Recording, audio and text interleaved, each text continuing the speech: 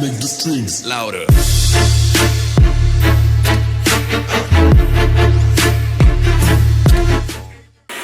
Alright guys, so we made our journey over here to ECU Master, and while he's figuring out a base map on something, we're gonna go take this thing for a rip. Ty, what is he making a base map for? Drift car. The drift car, why? Because after all this time of just it working, stock ECU, stock fuel, it's time to change it.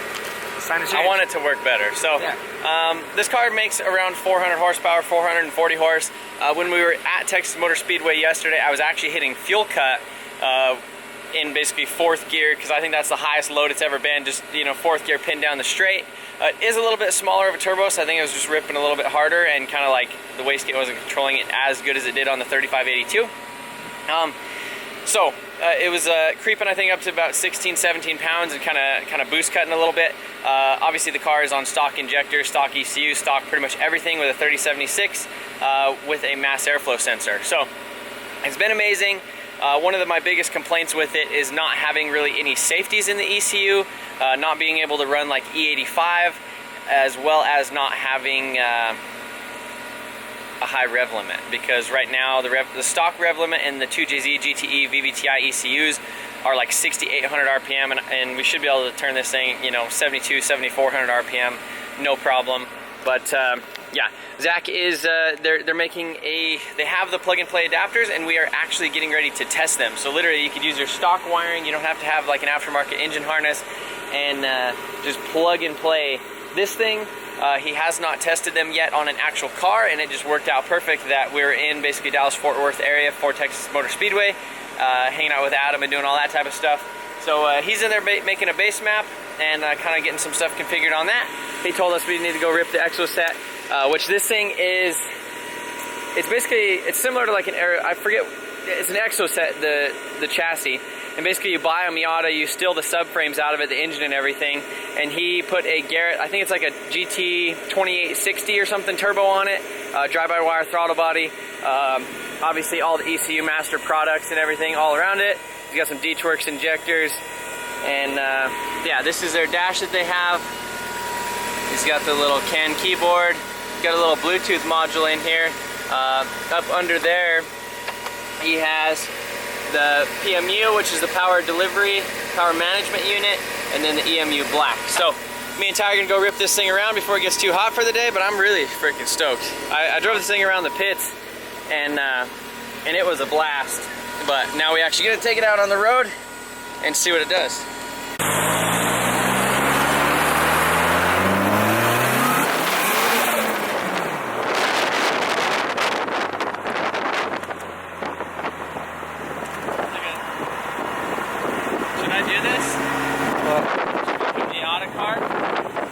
I mean, I always like the idea, they're fun. I wouldn't do a Miata like a K-Series. Like a K-Series one would be dope.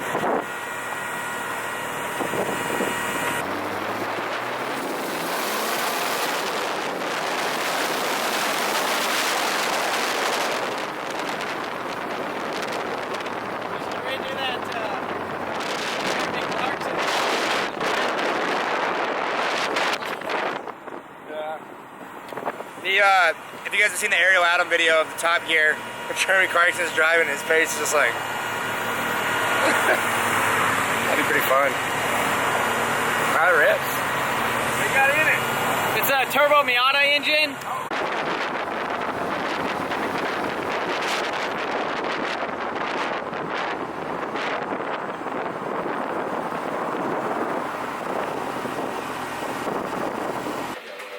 Alright guys, so this is a sad day for this guy over here.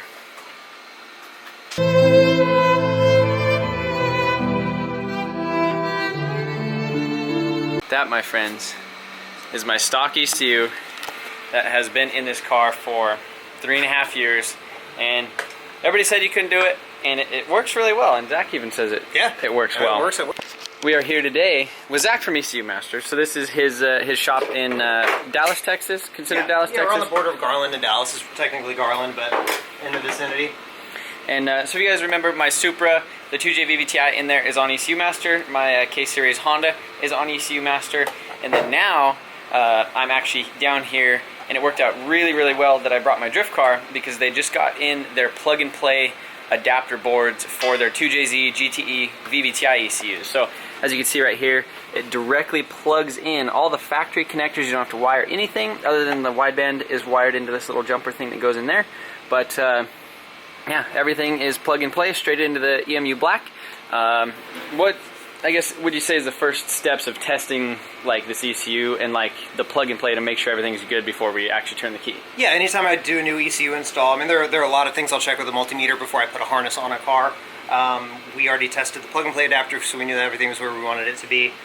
So first plug in, you know, obviously plug everything in with the battery disconnected. You just don't ever want to mess with the electricals while it's connected. So we did that. We hit the kill switch, plugged in the new ECU, turned it on. I had my laptop plugged into the ECU. I could hear the laptop power, or the ECU power on. I heard the USB noise and the ECU beeps when it turns on. And then I just started going through sensors, checking sensors, making sure the throttle position sensor was reading, the coolant temp sensor, anything I could read easily. And then since this one's drive-by-wire, we actually messed with that first. We pulled the throttle body intercooler pipe off. You can see, just wanted to make sure we had our position sensors set correctly. They're all a little different. As they wear, the resistance changes a little bit, so you have to set your voltages for the minimum and the maximum.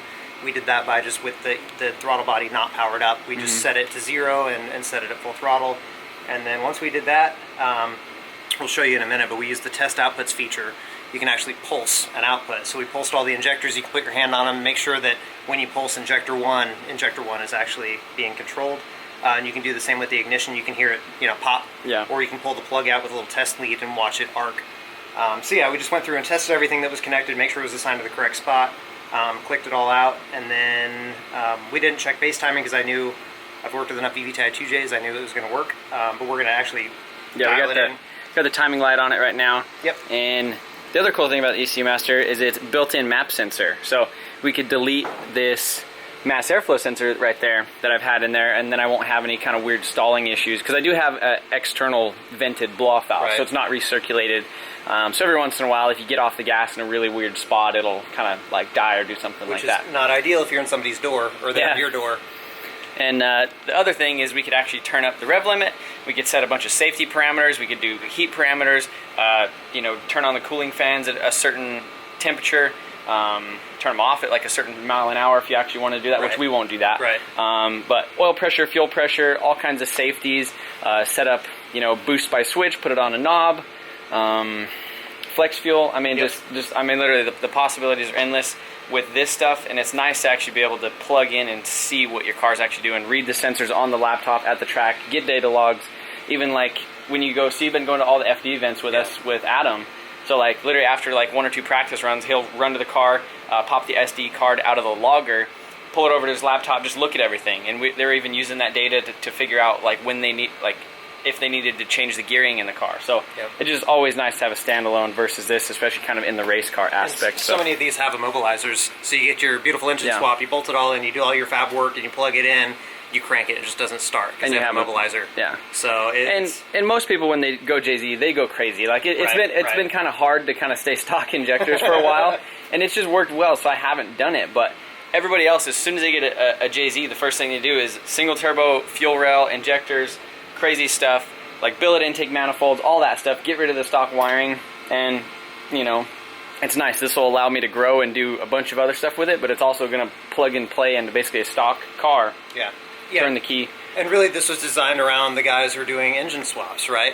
So I mean, this doesn't have auto trans control, unfortunately we don't have that yet, but most guys, you know, when they get an engine set, they keep the harness. They don't want to spend another $1,000 on a harness. So we designed this adapter so they can just plug right in, use the wiring they've got. If they want to build a harness later, they can. The ECU works with whatever connector you put. But me and Zach were just talking about like our ridiculous mustaches. Like just filming on the screen, like even, me, you, and Ty, we all have the ridiculous mustache. Even my facial recognition takes like an extra second. It's like, bro. It's like, what did you do? It's like, who's trying to steal this phone? But yeah, check base timing, tested all the outputs and everything on it. Everything was good, so I guess it's fired up. He played with a couple little settings, like idle for like literally 3 minutes. And it's idling great. I mean, you blip the throttle, it revs right up and does all that stuff. So I mean, love these motors so much. I just like JZ stuff has my heart. Yeah, they're amazing. So I'm gonna hop in it and turn it on.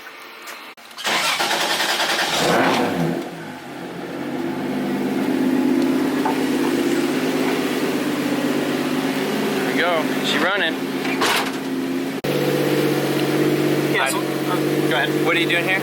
Yeah, so we're checking the base timing. So we want to make sure that what we're commanding the engine is actually matching on the timing line on the crank pulley. So when I click ignition angle lock, I set a value here. I locked it at 10 degrees. And this, I've already adjusted it. It was off by a couple degrees, so I changed the trigger angle to match. And if you can see here, that little white mark is exactly at 10 degrees when the light flashes on it. Matches it perfectly. When we rev it, it doesn't move around. So that's what we're looking for, is a nice stable 10 degrees. Oh yeah. Yeah, that's like perfect. Yeah. Really nice.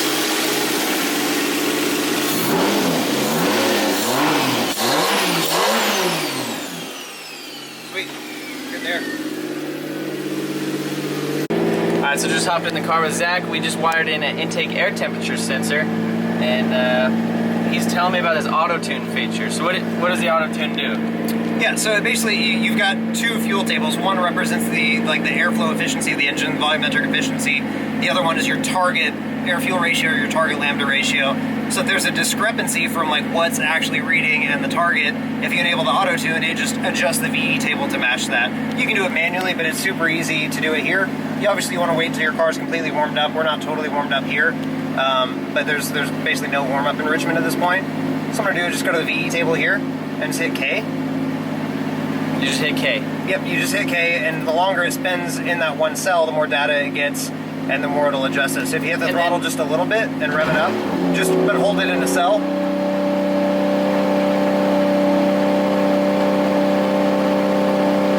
You can set parameters for when it's enabled to not go up just a little bit.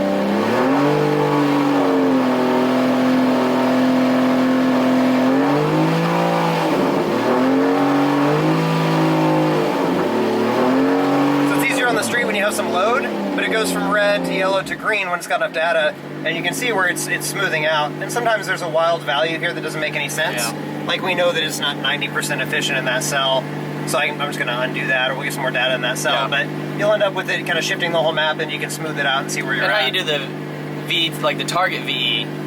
So the target table, if you go under fuel, and go up here, fueling, your VE table, and your lambda target one. So our target, you know, around, it's pretty rich at idle right now, it's like 0.8 lambda. And 1 lambda is exactly as much fuel as you have air. If it's below 1, that means it's rich. So we go from a little bit below, you know, a little bit rich. As load increases, we're super safe now. And then so if you're like cruising on the highway, where's about that range? Cruising on the highway, you know, with stock cams, you can cruise at probably lambda 1. Yeah. With a race car. Where's that on the table? It depends on where you're at. I mean, like... More so in that range, though? Yeah, like, probably like actually... Yeah, probably like in this vicinity right here. Yeah. Where you've got a little bit of load and you're, you know, 2,000-3,000 RPM. On a race car, it's not as big a concern. Yeah, because you're not cruising or anything. You're not cruising, yeah. It's not a spot where you're going to spend a lot of time. That's that. So yeah, we're just going to go drive it around a little bit, get some data, see what it wants, and then we'll smooth it out and use the data to get it all dialed in. Sweet. Alright, so me and Zach just went for a quick drive in the drift car, and it actually feels really nice. What do you think about it?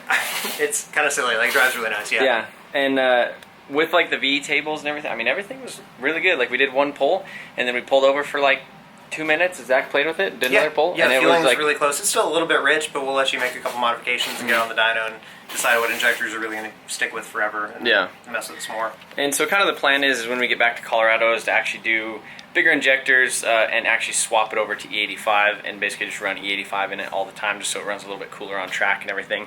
But one of the things that ECU Master just came out with now is this ADU7. This bad boy dash. How come one of these isn't in the Civic yet? We need one of those. I mean, I don't know if you have a big enough steering wheel to see the whole thing. We have to do a 5-inch so you can see it through the wheel. Yeah, but look at this thing. Yeah. So, what all can you do with this? So you get up to, I think, 40 pages, depending on how much memory you use on each page. 40? Yeah, it's excessive, but there's plenty of headroom there. It's a full color display. This is crazy. So neat. We were just talking about this, hooking up this whole setup kind of like on Adam's Formula Drift car. Yep. So this is an IR brake and tire camera, so it's infrared, and it sees tire temperatures and stuff. So you can actually see, this will change colors, the gradient across the tire.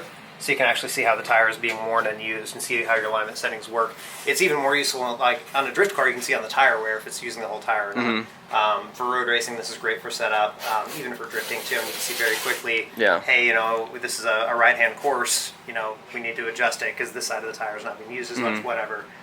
but it can be useful. You know, you can't really see that while you're driving, Yeah. but it is cool to like play the data back on this and see it. And then we can change pages here. You just have all the pages set up on the CAN keyboard? And it can talk to the PMU and the ECU, so the PMU can tell it real-time current on every channel. If you have something that's drawing too much current or not enough, you can have it trigger all kinds of backup strategies on the PMU, and you can also have warnings pop up on the dash and change pages automatically. And like flash at you and tell you that you're being stupid and stuff like that? Like right here, this is RPM. So if your coolant temp gets out of spec, you can have a pop-up warning. Air temp gets out of spec, you can have it pop up and either pop a warning up or just the flashing light have it pop up for several seconds. Yeah, pop something on the sides and little stuff. Yeah, and it's nice even as on a street car. You can set up all your icons on the screen. The screen really has enough brightness. A lot of dashes don't. A lot of dashes are glossy and don't have a bright enough screen, so in an open cockpit car or a street car, you can't see anything, which is really hazardous. This one has a lot of brightness, so you can actually have icons for your brights, your wipers, your hazards. You can have that pop up on the screen instead of having, you know, a lot of dashes will come with fixed icons on the side. Have like a street race version. Cool. And that's just crazy that like 40 pages. Yeah, it's nuts. Yeah. And you can do all kinds of custom graphics. I've seen some people do some hilarious stuff because you can add whatever shapes you want and layouts and have them pop up with different things. Shapes? Like squares, circles, yeah. But you can build, like, from those basic building blocks, you can build whatever picture you want out of color. So I won't go into details. I've seen some hilarious stuff. Like, one guy almost wrecked because his buddy did something obscene that popped up on his dash when he hit, like, more than 40 pounds of boost. He almost wrecked the car because he was laughing so hard. So you can have some fun with it. So another thing they have is this PMU right here, which if you could explain that real quick. Yeah, so the PMU 16 has 16 output channels. So it's basically a solid state device that replaces 16 fuses and relays. So you bring your big battery lug here, you've got all your outputs here, so it can replace basically everything in your car. The beauty of it is that you've got logic you set up, and it's basically intelligent. So like we've got off-road guys where they have multiple fuel systems. So if they see that one fuel filter is clogged up, and you see that because the load, the current draw on the pump increases, it can actually trigger a backup system within 5 milliseconds, and you don't even skip a beat. You know, you can send a quick warning on the dash and let them know, but you're not going to have to stop racing because your fuel system failed. Yeah, and like swap fuses or swap pumps or swap any of that crazy stuff, and it'll just do it all by itself. Basically, this can, like Adam's car, it doesn't have any fuses in it at all. No. Like it has a battery cable running to this lug, and then everything is triggered off of that. And he gets in and he hits the start button, and that's it. You're not turning on your pumps, you're not turning on your fans. Cool suit, nitrous purge. I mean, literally, and all these things you could set them to do, and you even have a bigger one. And you can even do multi-click with the cool shirt. You say, hey, the first click I want it on 50%, and you can speed control it. The second click I want it on 100%. Third click off. And then different colors and it's honestly insane. You can basically do whatever you want with all your electronics, and then if you have an electric water pump and it fails, you don't know until your motor overheats, right? But if you have this, it can let you know the instant it fails and start shutting things down and warning you and saving the motor in the car. So safety too, it's got an inertial switch built in, so it basically logs acceleration in 3 axes. And you say, hey, if this thing hits more than 8 Gs, you know your tires aren't going to produce that kind of grip. You know, it's a collision. We had a drag guy roll his car, and it turned everything off, turned off the fuel pump, shut the motor down. And he was really grateful because it's a good way to get a lot of burns. If you go over in a drag car, you've got fuel coming out. So it's a safety thing as well. Yeah, and this is pretty much everything that's in Adam's FD car. EMU black, a little bit smaller of the screen, PMU device, the CAN keyboard, and you guys are talking about setting up the IR camera, tire, we're going to definitely do some more stuff next year. We're a little bit limited on time this year with a new team and a new program and everything. And he's got the 5-inch display. It's the same in functionality. It's just a smaller screen, which depending on the size of your steering wheel and how far away it is, just from a fitment standpoint, it makes more sense because sometimes with the 7-inch with the small steering wheel, you can't see the shift lights. Yeah, that's true. And so it kind of defeats the purpose. But you can actually flip it over. We've got a function in the software where you can just say, hey, I'm running the dash upside down, and that way the shift lights are down by the column, and you can see them easily, which I need to do in the Exoset actually because I can't see through that tiny little steering wheel. Yeah, well, that's sweet. Yeah, this is definitely some crazy stuff, and it's nice that you're actually in the United States. Yeah. And, you're the guy that does a lot of the tech support, and you guys are coming out with all the plug and play adapters, the K20, obviously like the K20 adapter. Like I wouldn't have had to wire any of the stuff in my Civic. And then like the drift car, like literally we just plugged it in, fired right up. Glad everything, all the testing went super good with that. So we'll be playing with that, and I'm sure you're going to sell a lot of those, hopefully. So. Yeah, I think it'll be really popular. So. Yeah, and then same thing with the 1JZ GTE VVTi, the new ones, the JZX 110 ones. Every single one of those with a drive-by wire, it's the same connector, it's a 2J VVTi, and so literally, you could now buy one of those engines and not have to like scour the internet for a non-immobilized ECU, which are like a dime or they're not a dime a dozen. No, they're like, really hard to find. They're like a needle in a haystack. Yeah. So, and you could put injectors and turbos and all that and then stuff. you don't ever have to buy an ECU again, right? A lot of stock ECU stuff fails eventually. And you could do the thing that's cool is just how quick these disconnect. Is because like now like my cars are gonna share ECUs sometimes, you know. So it's like, okay, well, I have 3 cars on ECU Master now. I'm just gonna order a plug and play adapter from Zach, and the car that's sitting in the garage, I'm gonna pull the ECU out of that, upload it on this, and now I'm gonna go drive that car or whatever. So it's like, you don't necessarily, you could. If you got multiple competition cars, you know, not using them the same weekend, just share an ECU. Yeah, and save some money that way. Right. So, yeah, I really appreciate Zach, you know, helping us out today and getting all this stuff. So be sure to follow them on Instagram, and their website will be obviously in the description below. And I think we're gonna do some. You're gonna do some K20 testing soon. Yeah, and we already did the 2J testing. So when are you gonna put those on the site? Pretty soon. We need to test just a couple more things. So, we'll probably get a batch built before we list them on the site. Just make sure we've got inventory ready to go, and then we'll get them on the site, load up a base map, and let people rock and roll. Well, sweet. Right on, Zach. Well, I guess we're gonna get loaded up and head back to Colorado in probably like a day or so. I think we're gonna go to Dallas Performance now. Yeah. And I know you got some stuff to catch up on after the long weekend at the track. So lots and lots of sweating. Yep, exactly. So yeah, we're gonna get out of here, and definitely appreciate everything you've done. So thank you. All right, later. Yeah.